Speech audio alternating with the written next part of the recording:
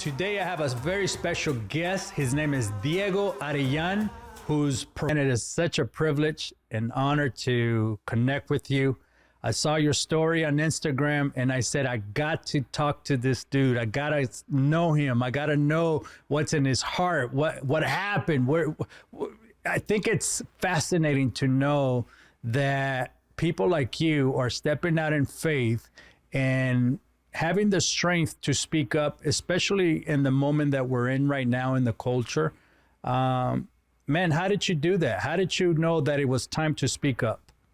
I wasn't actually for it, but when I really gave my life to Jesus, it's when I started to realize that it was time. It took me time to process, living that life after all. It's been like 6 months since I left that life. It's just I feel like it just happened, but it took me. It's been like a month or a month and a half that I shared, and it took me that of a time to share the gospel.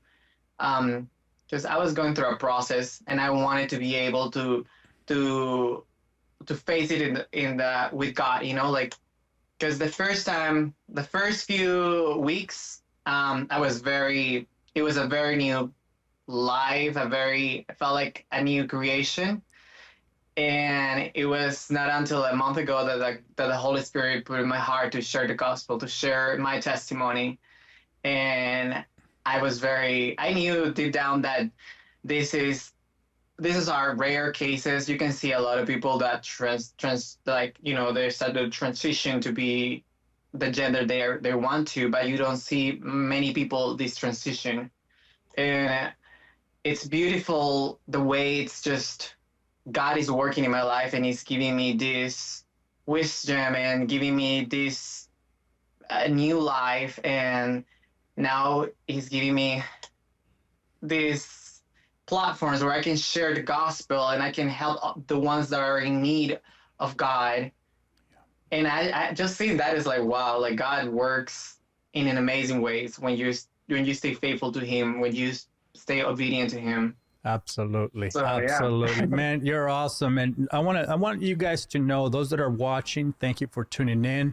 You're in for a treat, because I believe that any time that we have the opportunity to share what God has done in our lives, it changes everything about us. It changes the way we think, it changes the way we approach life. And I want to tell you something, it's not easy. And it's taking time to really understand what that process is like. And a lot of Christians think that it's an overnight thing. It may happen for some people, but for the rest of us, it takes a long time. Listen, it took me 27 years to write this book, My Crazy Life and the Moments That Brought a Gangster to Grace. And it's been a process of 27 years to change the mentality, to change the way I approach life, the way I approach relationships. And it took a long time. So I understand what you're saying, Diego. And I want you to take us back, because I want you to share the experience of identifying as a transgender woman and what led you to that decision. Well, just thinking about it, when I went there, when I took the decision to become a trans woman, it definitely wasn't a decision that I just figured right away. It was something that it was always in my heart since I was a little kid. And I always thought that going through that path was going to, like, my life was going to get better. Like, all my problems were going to be solved just by becoming a woman and being, like, recognized as a woman. It just thinking about that, just feeling like this is going to be the right thing. And then moving to United States and realize that people support you, whatever decision you want to do, or they tell you, follow your heart. The world tells you that, follow your feelings, and in reality, when you do that, you end up, being worse than what you were, because you are trusting, you are putting everything in your feelings, when your feelings are like a roller coaster, one day they're up and they're down. So we cannot trust our feelings. And that's something that I've been learning a lot during my time with Jesus, my time with finding God, you know. And that transition was 6 years ago, I think. Yeah, it's been 6 years now, almost, yeah, 6 to 5 years. And that I decided to become a trans woman. That at that moment that I took the decision, that was my family. We went through a really hard time. They didn't want to accept me. They well, they it was hard for them to accept it, my new identity. But at the end of the day, they support me in some kind of ways, and it was. I thought that I was doing the right thing, and I thought that this was the life that I was going to live, and I was going to be successful and feel complete, because I've always heard my thoughts, or those voices that tells you like, yes, do this and you're gonna become who you always wanted to. And don't forget about what people say, forget about all those things. Just focus in who you truly want to become. And that's what I pretty much did. I just followed my heart, and I end up just being brokenesses and sadness and loneliness. Diego, what were the key factors? When did you know that you were not like the other boys? What was the key factor that was the pivot moment that said, you know what, I'm going to go all the way? How did it started? Where did it all begin? I think this is some of the questions that society, the church, people have, families have. What did I do wrong? Was I born this way? That there's something traumatic happened in my life. And I know that every case is different. So let's talk about your case.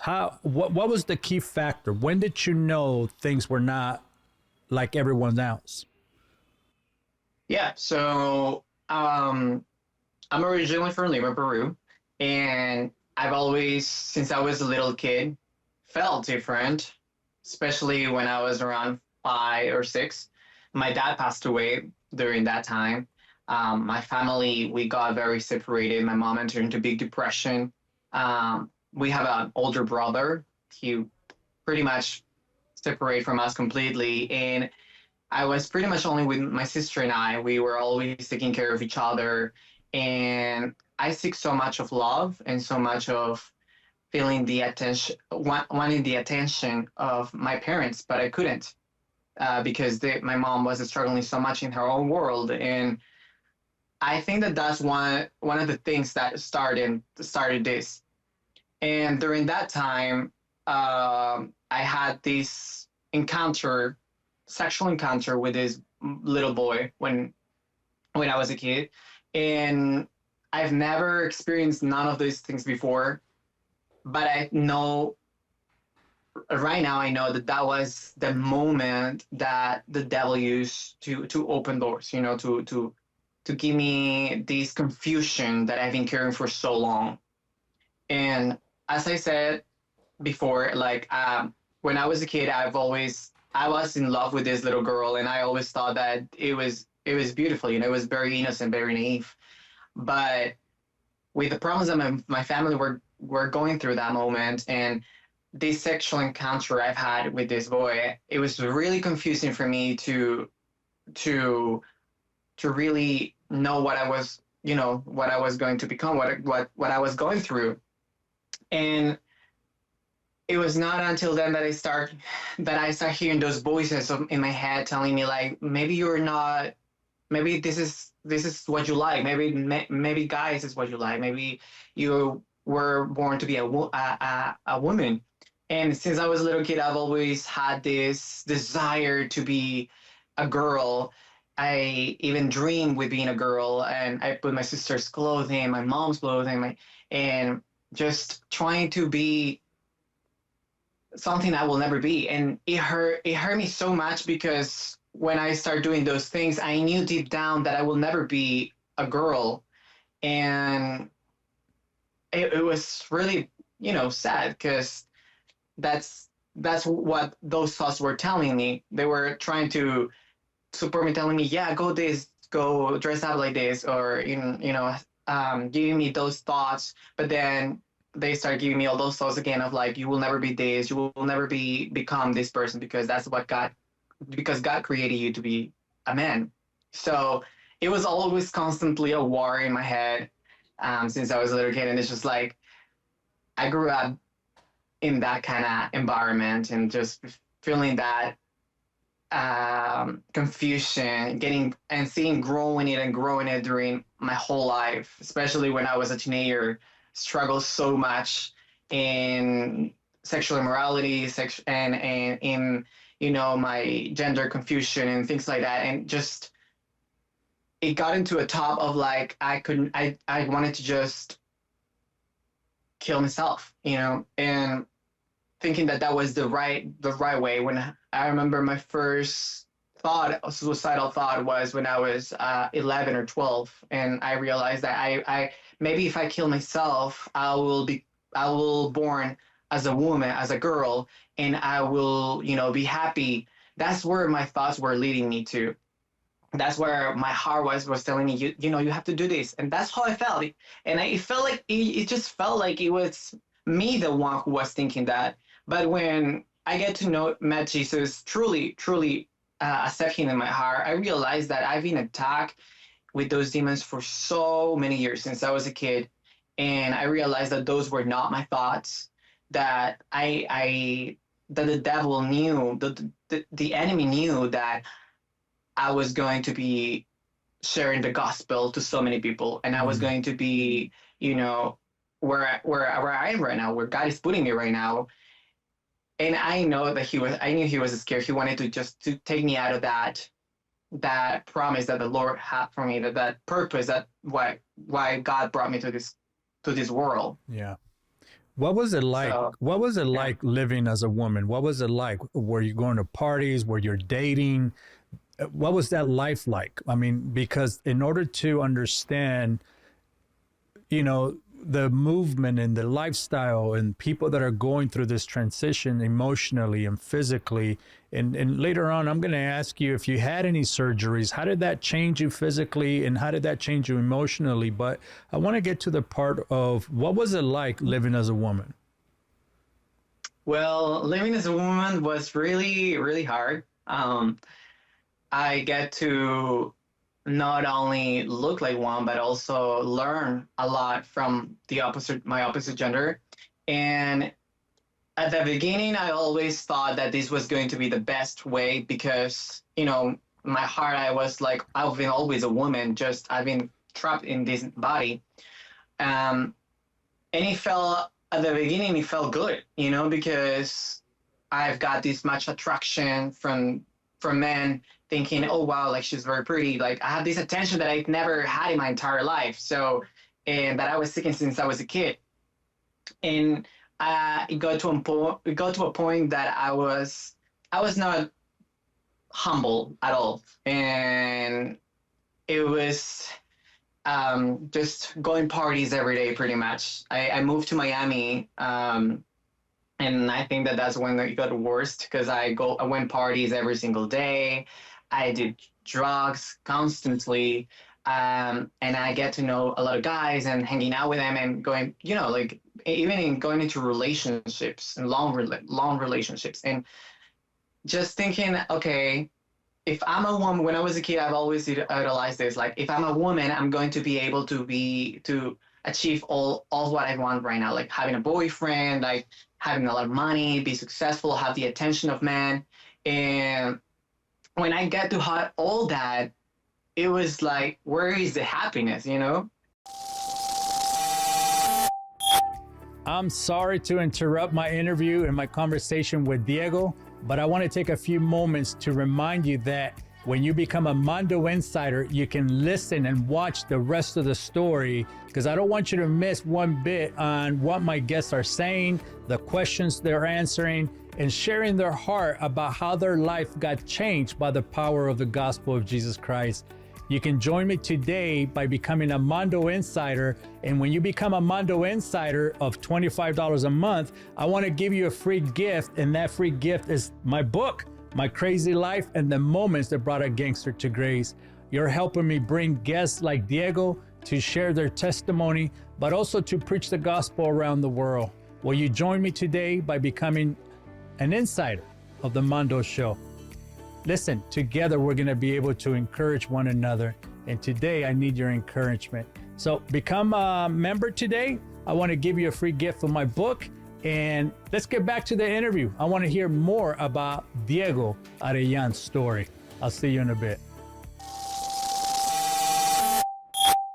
I had the happiness for a little while, but it just like fade so fast. It was like going away so fast. And that's one of the problems of the world, that none of the worldly stuff will give you truly happiness.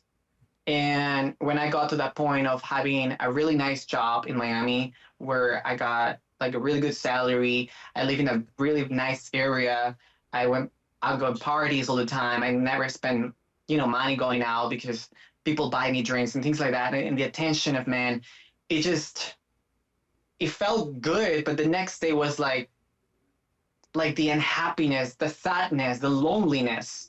And I used to cry every night when I went to bed, and just feel so empty in my heart because I was filling it up with wrong things. And that's how I pretty much start seeing thinking that this was the right path. But every night was like, am I really taking the right path? Am I really going where I want to go? I achieved everything pretty much that the world tells you that you're going to enjoy. But I've had all that, and I feel just more empty than ever. And being a woman is not really easy, to be honest. And I am very amazed by the job they do. Not, of course, they have really they struggle a lot with hormones. I got to experience everything, with hormones and things like that. With my mood changing so bad, like it was bad. It's not easy. Definitely, it's not easy. But I'm just grateful that the Lord really opened my eyes, and He set me free from that lie of the enemy, thinking that I was a woman. But yeah. That you have hormonal changes, that you have therapy, that you go through a transition medically where physically you wanted to change your body. What happened physically, and how did that affect you emotionally? Yeah, so I started hormones 5 years ago when I first started my transition. And the first few things that happened was the mood swinging, like a lot of my emotions were very strong. So it was like if I had depression, it was 10 times as stronger.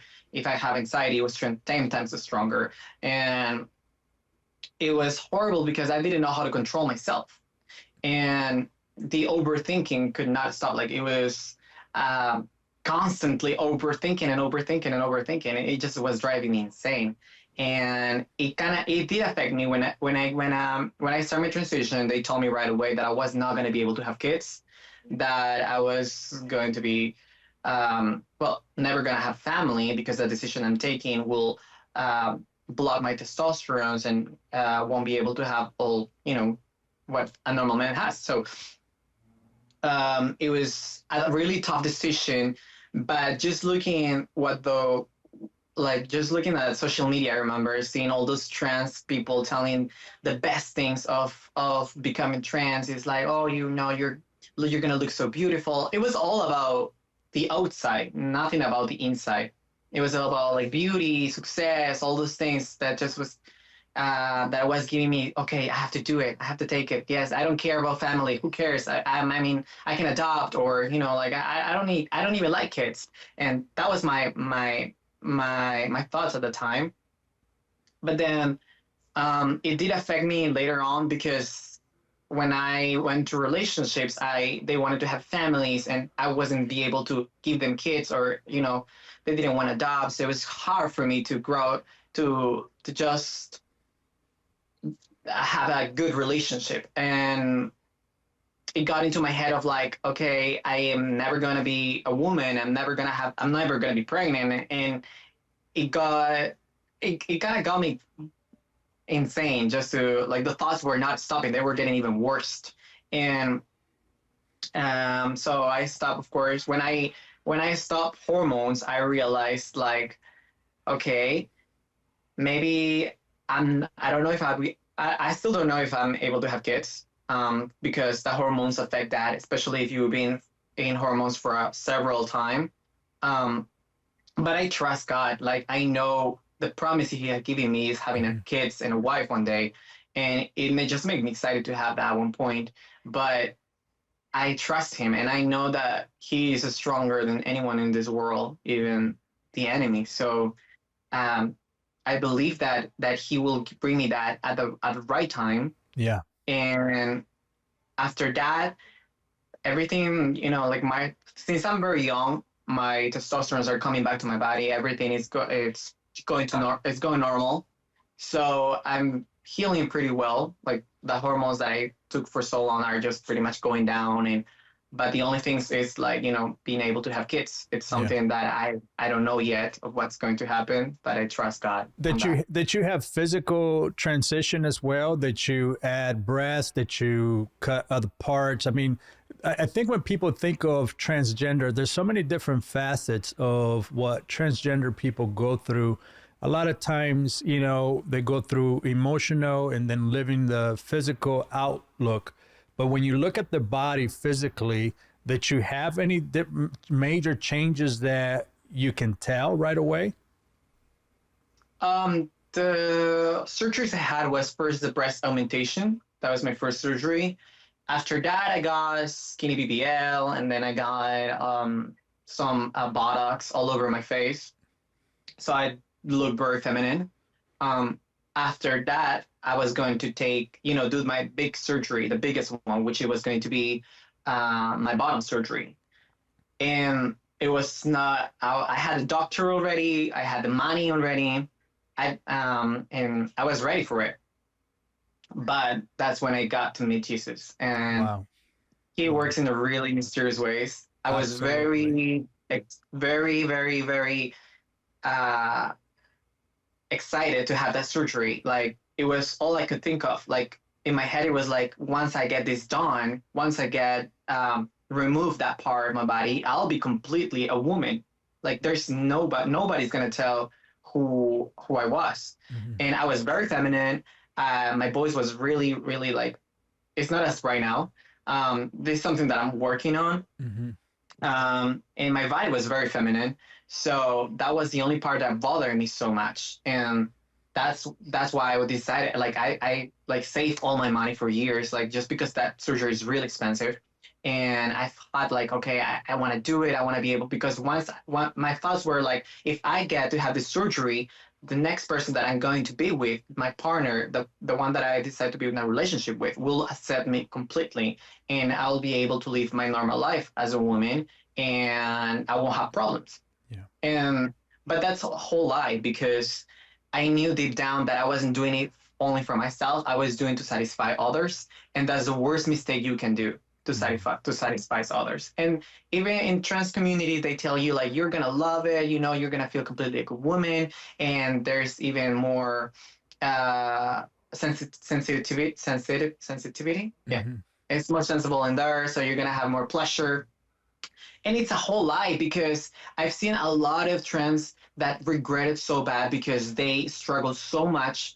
They have so much pain, and it's bad because it can get infected, or it's really bad. It's a really one of the Hmm. worst surgeries that I've ever seen. But when I saw all that, I was like, I don't care about it. I just focused on the good views of it, but I didn't focus on the bad ones, because when you get to love something, when you want to do something, and you want to take the decision of something, you don't look at the bad things. You look only at the good things, and you focus on it. And that's at least how it worked. That's how I used to do it. And Yeah. but I'm so glad that God saved me before I did it. He changed a lot of my perspective immediately, Wow. and that the same 3 weeks after I gave my life to Jesus, I decided to get my surgery. My Instead of paying for the bottom surgery, because I had all the money, I was like, okay, no, I'm not getting the first surgery. I'm gonna remove my chest, and I immediately did like an appointment with a doctor, and they removed it so fast. It was bothering those 3 weeks I had after I met Jesus. It was bothering me in an incredible way. I've Wow. always loved my how my body look, my chest. I've always loved it because it made me feel more feminine. Um, but when I got to know Jesus, it was like incredibly. and it was annoying me so much. It was making me feel like my mistakes was there, you know, like my whole bad decisions. It was just looking at myself. It was like, what have I done to my body? Why did I accept all this to happen? And why I accept to hear those voices and thinking that this was the right way. Wow. But that's pretty much that's how many surgeries I had. I think I was like around 6. How did your mother respond through the process of you living as a woman, you having different emotions, you know, dating men and going out and partying? But I think about your mom, and take me back to, what was that like? What was it like for your mother seeing you go through all this? So my mom was, at the beginning, it hurt her a lot because she found out like in a really bad way when she came here to USA, because we were living here and she went back to Peru. And when she came to visit us, she saw all those wigs and heels I was hiding in my closet. And she got this like moment of like, what happened, you know? And I remember I went to the house and she was waiting me in the living room, and she was telling me like, tell me what happened. Why did I find all those things? And it was a hard moment for me to explain her, but I had to be honest, you know? And I started telling her all of stuff. She started crying so bad. She was very like, she couldn't believe it. I'm sorry that you are not able to listen to the whole testimony, but if you want to hear more and you want to watch more, I want you to go to themondoshow.com and become a Mondo Insider, where you can hear the rest of the story. I want you to know this, that God loves you. He's crazy about you. To everyone that is a transgender, transitioning, LGBTQ community, I want you to know that Jesus loves you. He loves you so much that he died on the cross for you to forgive you of your sins. Listen, we are all sinners, saved by grace. And today I wanted to remind you that he loves you. I have to go, but I want you to know something. I want to give you a free book when you become a member of the Mondo Insider.